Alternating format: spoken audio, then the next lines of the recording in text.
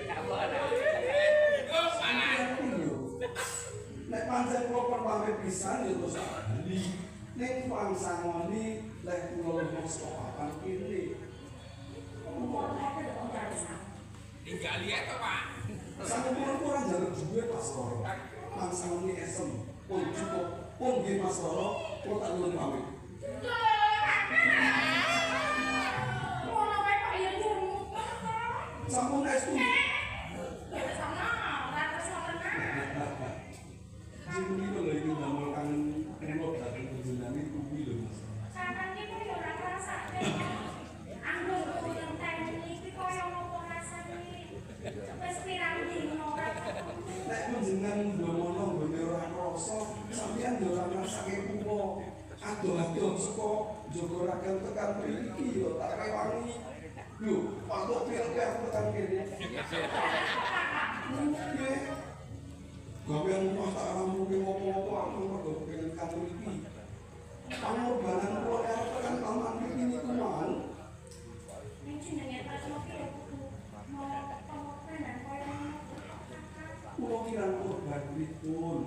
Tak rewangi nilekke para prajurit sing jaga supaya iso ning taman. iya kakak aku ngerti aku percaya mau kakak prasetyo iki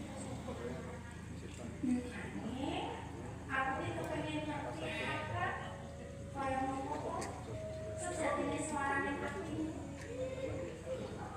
Suara ati kula bener kula umbal ambil. Boten kula bungan bareng katresnan sejati ingkang rumasrawa sekali.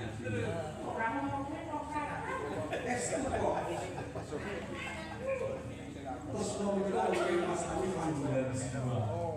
bukan panggilan jiwa Lagi jalan foto kalian kunjungan menika pindah wong apa-apa. tapi dene kok kakak Kunjungan asta sing tenang. Kulo asta kulo tangan sing kiwa. Tegesipun njupun bakal tungsu galang kakakku. jadi jenenge wong arep budaya kuwi kudu padha-padha saling tresnani kan ya wes kok kakak kok pengen ngomong suaraku kakak Terus cetani ngomong kulo.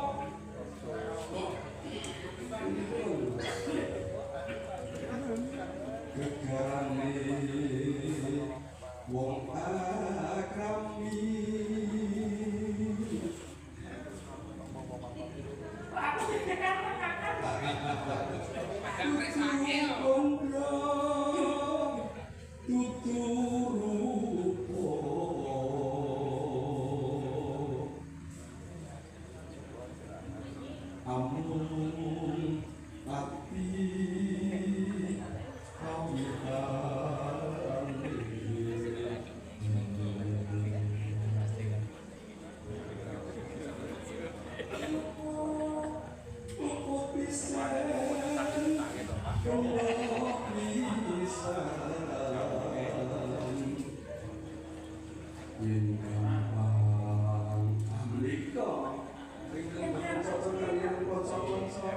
bocah kok dikirim to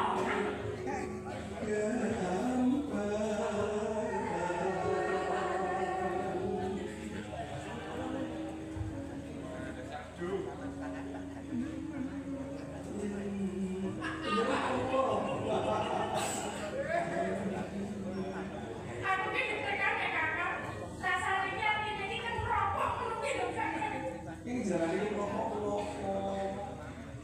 ya silakan ketemu karo kakak kok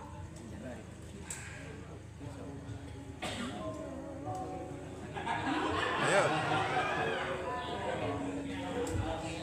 iki mesti kan kelingan rokok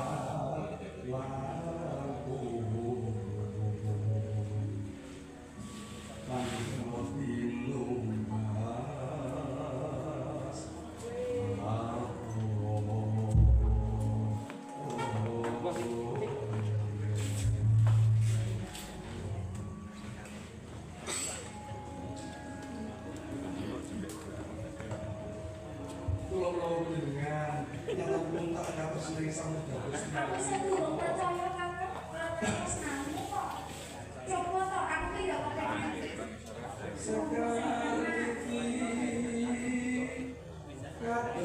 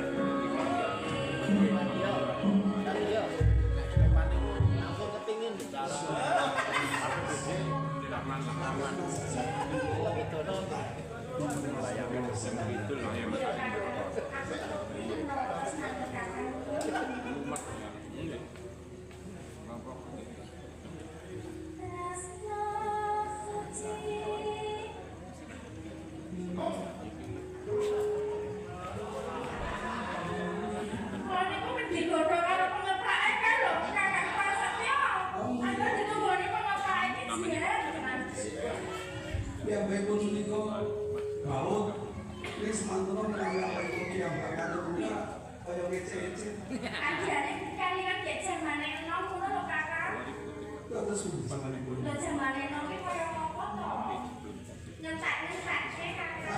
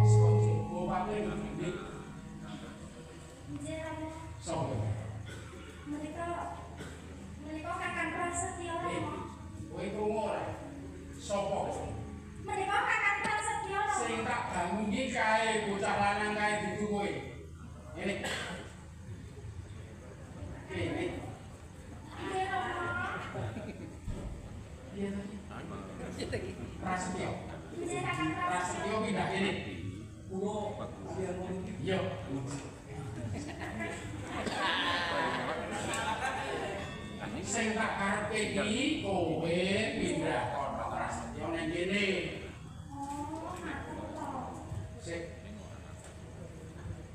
Iki genahe. Taman ing Mojo Gedang iki taman larangan. Dadi wong lanang kok bisa jenenge taman.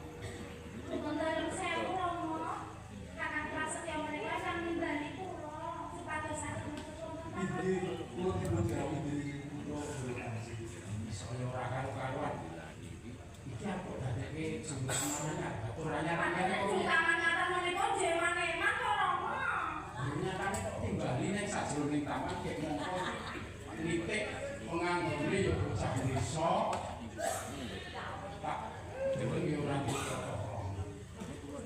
Iki mesti arep dadeke jumlah taman.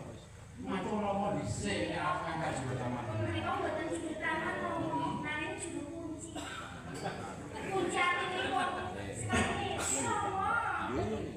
kunci jalanan lu itu dua kunci ya itu itu. Wah enak banget. Ada kowe jenengmu Prasetyo. Iki Dari Prasetyo. aku saking jumlah Sing kuwi anake awak. iki tuh kan kula anak ibu bapak Romo sampun tekan kunci.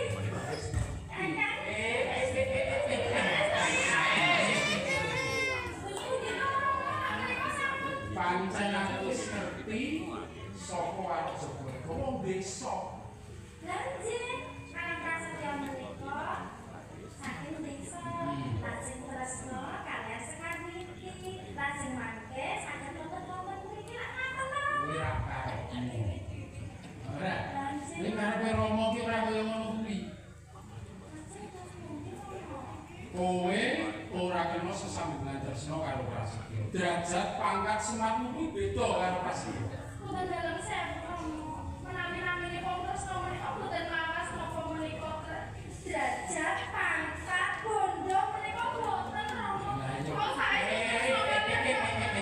Wis. Aku sing iki kowe ora ngono. Lah ya kowe ya ora bisa maksa Rama kudu sanjuk menawa kowe kepacangan karo Prasetyo. Kane nek kode nglampahi menika sinten? Kula menapa Rama? Yo niku iki ra putrane Rama. Rama kuwi sapa ngerti ora? Rama kuwi bupati Mojogedang. Ngerti ora sing Mojogedang? Mojo kuwi wis ngarani wong. Gedang kuwi ben para MC kae sing jlentrek.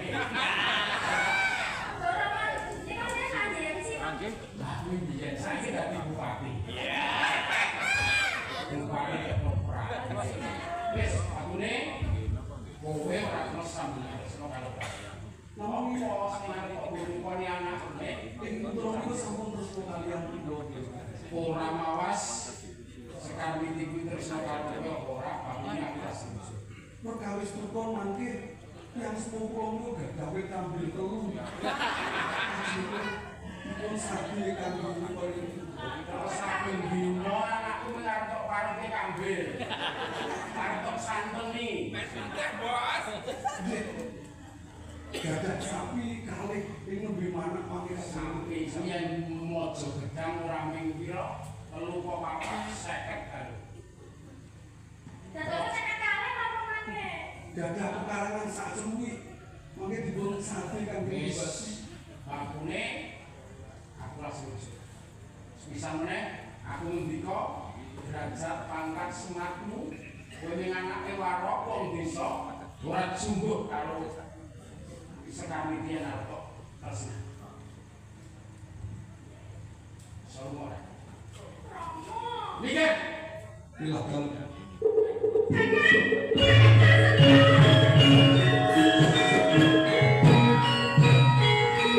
kowe kudu manut marang Romo ora kowe sesuatu karo Prasetyo sing anake wong desa anake warok ora ngerti kok karo banjur besok kowe kuwi arep dadi apa ora bisa moyo ora bisa mukti ngerti ora lho wah bocah saiki saiki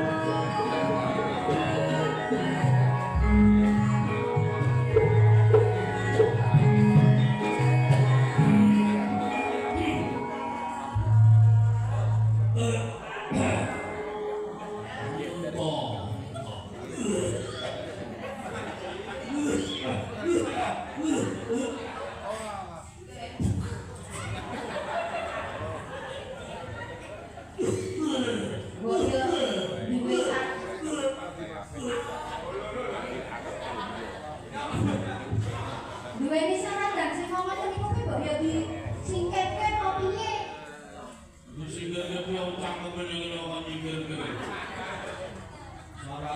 Mulane kula niku wegah lho nek rembugan sampean ngomong kuwi. Apik ki ra biyen.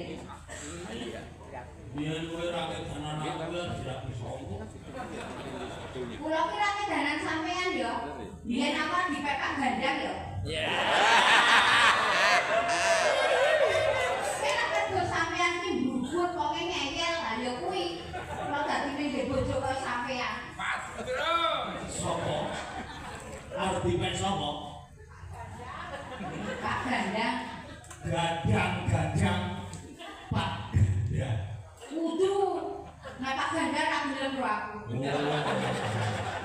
Tak kira ki Pak Gandang. Oh, Pak Gandang juru kuncine Tentrem Langgeng kuwi lho. Apa juru kunci kuwi sing do semare ning kono. Dadi bojone Warok ki kudu telaten. Aku ki dadi tuwa ku anggane jogragan ngene iki wis ketelah Warok Jogorogo. Ning dadi warok niku kudune ya sing duweni ati sing sabar. Pikir niku digo nalar sing tenanan. Warok yo kaya ngene, srokal-srokal jujur apa anane ora perlu digawe-gawe. Abang-abang ijo-ijo. Perkara liyane monggo. Ning iki perkara anak lho kawit wingi kawit wis suwe lho kula karo sampeyan ning perkara anak padu terus. Wis seminggu iki padu ora kesel. Mergo sampeyan mandeke lek ning mangan. Bar mangan piringe diucali padu meneh. Arep turu liya-liya dibuka. Ayo Pak padu meneh. Wong ora ngerti nek wong kesel. Ngerti to aku ki yo karo nyambi Nancy barang. Nancy sedina ping 4 ki rumangsamu. Apa ora abot kuwi? MC iki kudune pawakane sing apik cilik. Ha iki kok ngene gek rumput. Kowe kaya ngene iki kudune bersyukur. Duwe bojo kaya aku dadi MC ning arep dhewe ngono malah aku ki dikira celengan Semar. Dadi mengko sing arep do nyumbangi malah mlebu ning saku kabeh.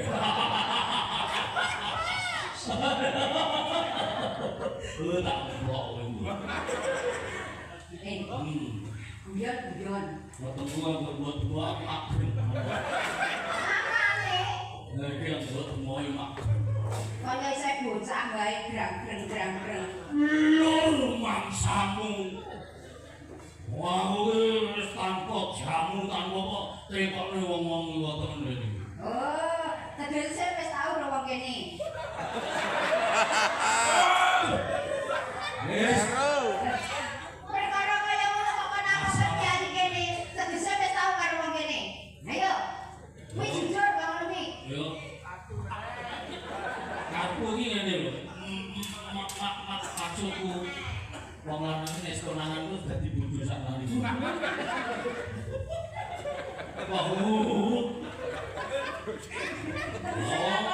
Ngakoni to sampean? Ngakoni ora?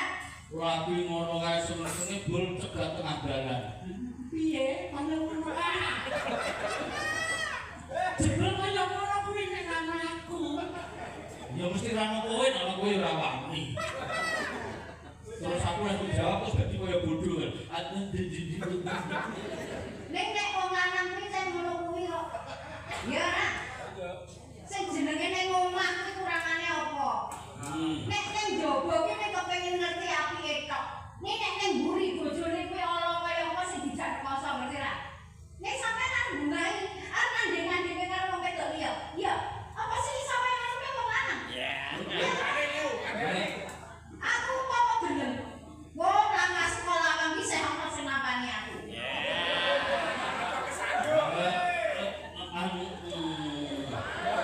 Aja dimelu dadi MC kondang sampean iki saiki. Nek duwe kosone karo sapa? Ya, nyamang umpo pesen umpo iki wedok dheweke rupane ayu. Mek mergo ayu. Nek sing kok jak rekoso, apa sing nang omah bapakku. Ya tak karepe iki ana sing tak jak rekoso, ana sing tak jak penak-penak. Dadi imbang. Nah, nek piye kamu ya muni jos kok. Piye kamu kan biang piye. Lah piye kok kene iki supporterku kabeh. Lah wong aku iki kartune wis do nyekel kabeh. Arep piye ngene dolan yo bareng. Tapi ya kok nek sing jenenge anu ketuane PPI iki. Oh nek kemane BPJ iki alik iki. Yo akhir-akhir iki ae.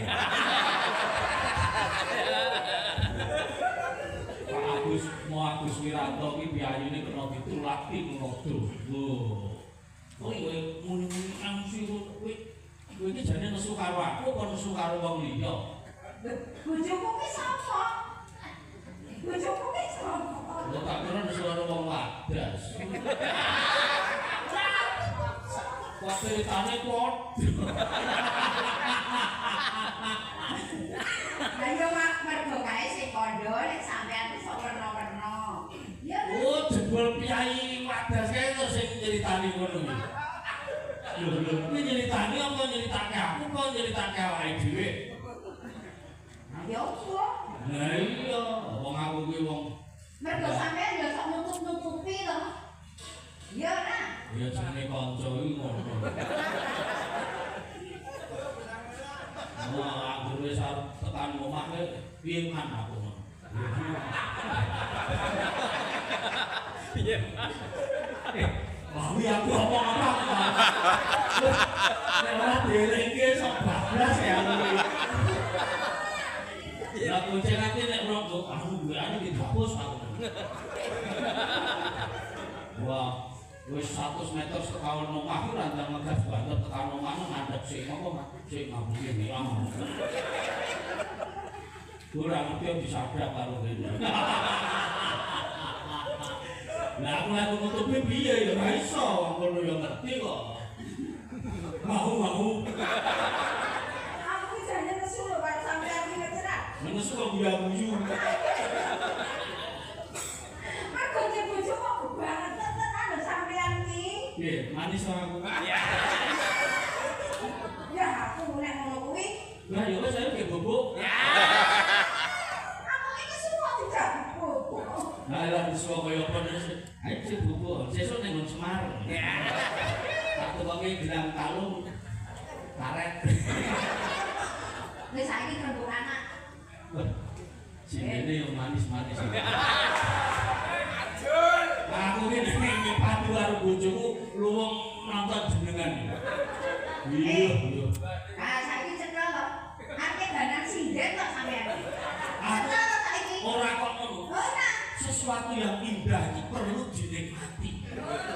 Lho, apa gunane macak sampean macak ngene iki? Lho, nek ora pengen dinikmati yo wis sarungan wae.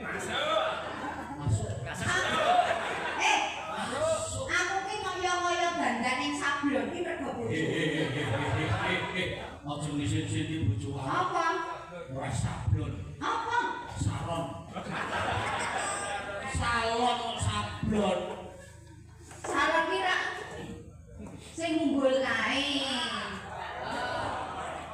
Kayak iki balon. Balon kira sing sok kok nggo to.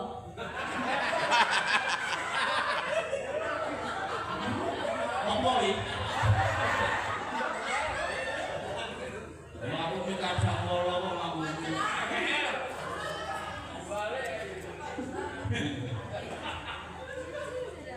Piye aku ki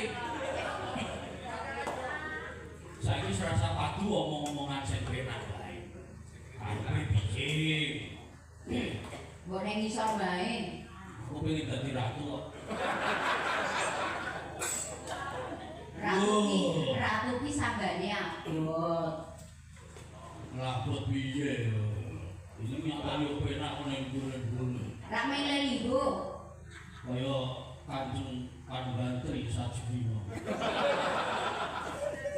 Yang koyo makotro. Gue dijawab karo Pak Trijoko luput.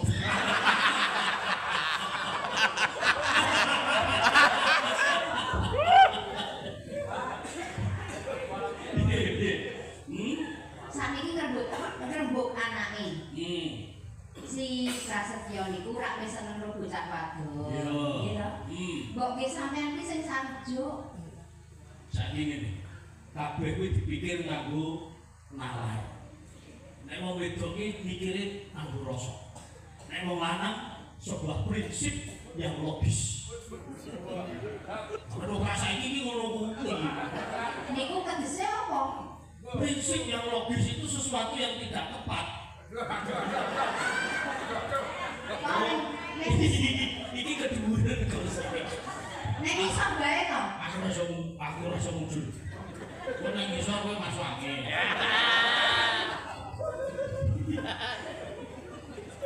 Wis ngene wae nanti esuk ora masalah. Ada kaliane prei. Piye kuwi ngene lho. Kudu kabeh apa mikir. Kabeh kuwi dipikir nganggo ati sing meneh pikiran sing becik. Nggih. Saiki logika atau logis wae. Nek Prasetyo kuwi arep nggayuh putrane Adipati. Nggih. Kuwi ora padha karo cecak arep untal jebul tangan. Dari ini nek piyane kakung kuwi le mikir nganggo napa niku Pak? Nganggo nalar pikiran sing bener. Nek niku Anak karo lho kuwi. nek niku tegese ora nganggo pikiran. Ya kok iso? Sing jenenge wong tuwa niku kepengin ndadekne anak, nggih to? Anak yo sampe duweni panjangka sing dhuwur. Duweni kepinginan nggih sing becik. Saiki anake dhewe niku gandeng karo Sekarniti, nggih ta? Ha iya. Nah, niku ra yo bene moncer to tegese. Lho ben moncer kuwi yo nek gegayane kuwi cetha. Padha kadine keplok tangan loro nek ora. Anake Adipati iki. Kuwi Sekarniti anake Adipati sing jenenge Mamojo Gedhak. Kok maca gedhak? Kuwi luput sing bener iki Mojo Agung. Lah nggih, sing ngene maca gedhak ya sapa? Ayo Adipatine Iwan HM kuwi.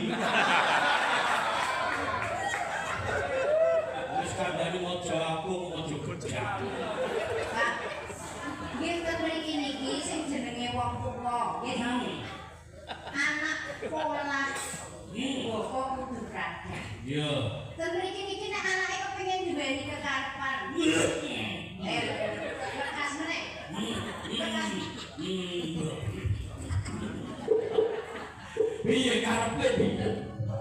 Sakniki yo awake dhewe niku kudu daya supaya Prasetyo niku sampe apa sing dadi kepinginane. Wis ora iso. Nek kaya ngono kuwi mengko bakal nyilakani kulawargane dhewe. Nah, niku ten sampeyan yo bukan dhewe nang buat iki. Loh. Iya, iya. Oh. Lho anake niku bali. Wis itu ngomongin bapak. Wis tak kandhake kok bapakmu kaya ngono lho. Ayo. Saiki anak bapak iki ngomong kok. Cek. Anak bapak iki mung siji ya. Nek sak dituruti nek kula det iki. Ketoprak nggodhet.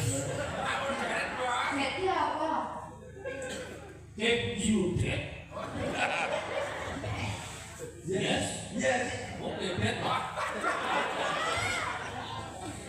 Kok karepmu kowe teko iki mampu dene nganggo Kula apa ki ning jaba wis ket mau. sing sumringah. Wis seneng kula ngerti bapak do Pak Dulu Simbo. Ngerti wong tuane Pak Dulu kok seneng. Wit Ampun dene kowe gawene kowe dari nyopeng aku mbokmu. Tapi konek, no. Kurang ajar. Tapi kula nek kowe rapi nek karo bapak. Aku ngerti videomu ning aku mbokmu. No. Wingi-wingi barang ono. Mati aku awas. Bapaknya buka waktu berhenti. Nggih. Lewamu Pun Pak, kowe bangunne kula nek ora sida dirabeki karo sekali iki pun kula wong gandul ning tengah. kowe bisa mati. Ate no, kula wis tresno tenan karo sekali iki. Kowe nek ora wis ati kowe arep mati. Mati oleh. Iya to bapak kok ora motor mati. Wong anake Aku iki yo ora ngalah. Nek cuma mati sing nguruske sejarahe sampean lu simbok sapa? Ayo, anak-anak nang. Bapak Tolong iso.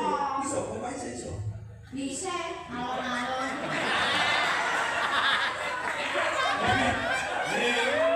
Wih, betul.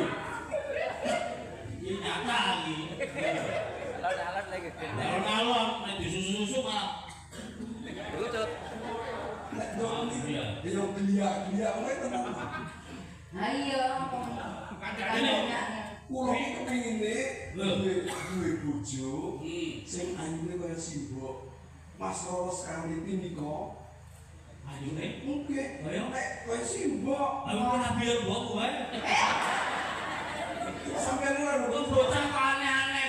Main-main wong wis cilik tok dene samsuan kang moho kuwasa iki beda-beda. Iki pakuasane Gusti kang manpa tibas karo wates. Kula ora ngomong sing padha kecuali kembar detik. Kuwi Apa meneh kuwi? abuh aku ngira-ngira. Mas Ayu Karniti niku bocahe ayu. Meh kaya bojone lek jupe niku lho. Tenang. Oh, kowe meneng lirak-lirik kowe karo bojoku ya kowe. Tak omongke dhewe. Iki mulangane sampean tenan. Loh, harus menikmati keindahan itu penting. Nah, tapi tidak harus memiliki, gitu loh. Kulo nanti semayang kayo karo Mas Roros Karniti. Kulo kan mlebu nang taman. Kulo nganggo rapal kaya sing di alahke bapak. Rapalku wis tok cek. Kowe bisa ngendakake benteng Kraton. Benteng Kadipaten iso ngendakake nek kowe nganggo rapalku. Semprong bolong buntu alu atos watu empuk tahu lihat. Bagus. Ayo nek ku kan biyen. Aku rapalku oleh mbokmu iki ngono kuwi ya, Mbak. Atos watu empuk tahu. Menul-menul tahu. Piye terus? Sak jule kulo teng taman niku dipahami rawuh. Sopo? Ayo bupati niki bapak ya. Oke. Bupati endi?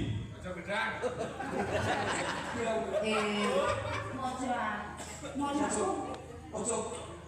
Mojokerto. Wis pisan kowe. 12 ning Mojokerto. Marake ndek kulo, Pak. Mojokerto duduk iki nganggo klipon duduk. Kowe iki ketoprak suwe ora pengalaman.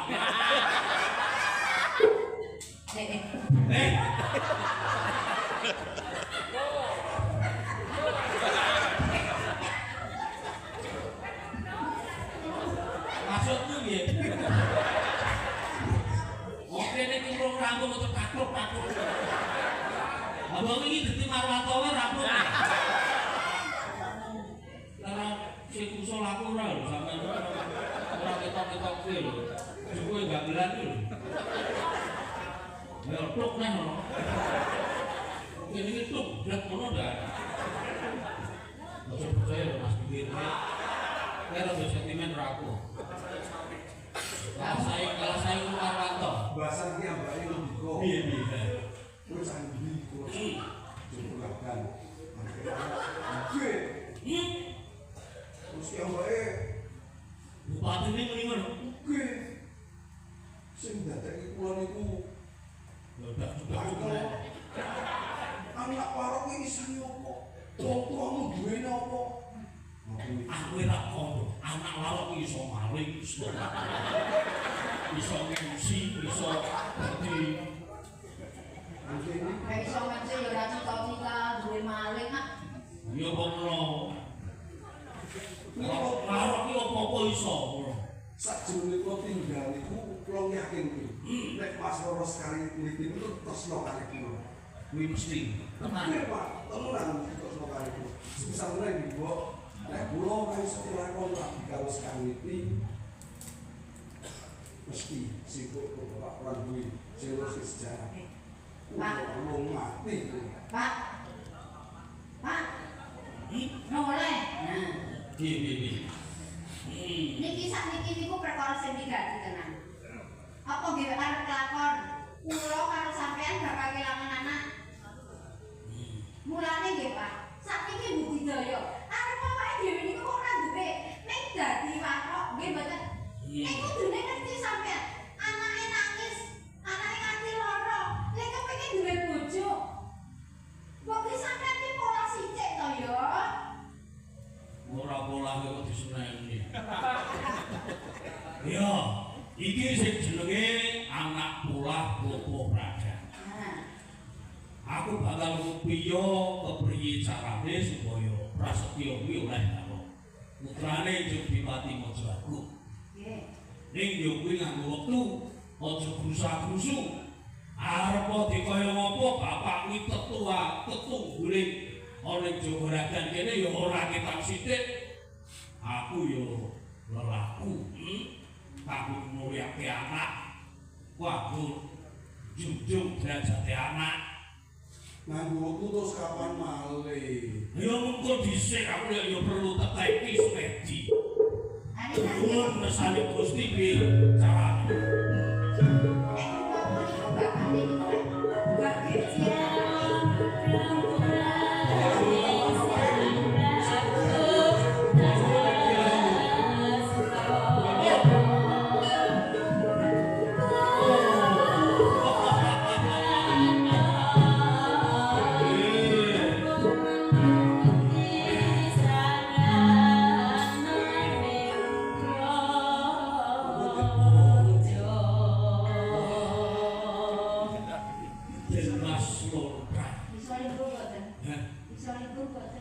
Nek sira aku ora iso nunggu sih.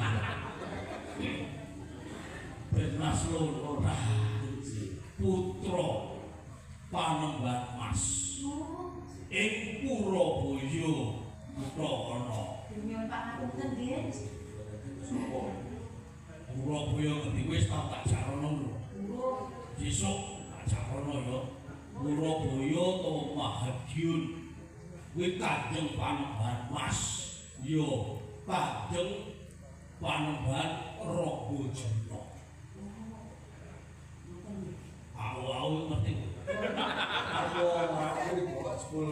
Weluk kuwi jaman Demak biyen putra Ragil Kanjeng Sultan Trenggono kuwi yo Panembahan Mas. Isih timur kekasih Raden Mas Kumambang. Kula saiki dadi Panembahan Mas. Ngono, iki putrane.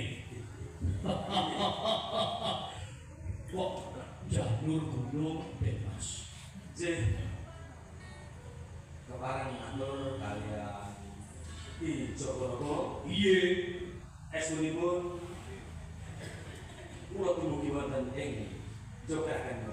iki. Kautus ingkang Rama. Iye, Kasuwun aturaken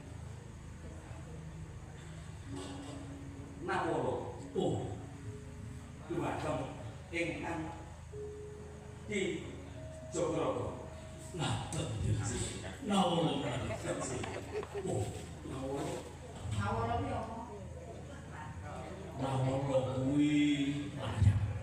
Lah kowe tak urung duit. Awal iki duit. Aja ketok-ketoki nek kowe iki urung tak sangoni seminggu iki. Ijih entopi. Katur. Niku kasih kula. Ijih.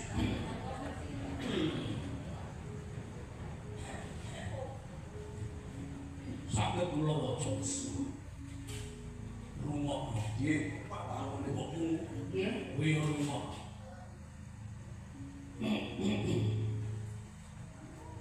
Nuwun sewu Widen.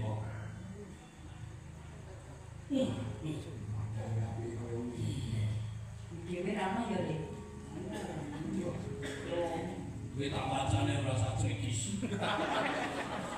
Kok kalih rumeng ah. Katanya Pak Parung Comandang. Soalnya orang tuh Pak. Ujo paling.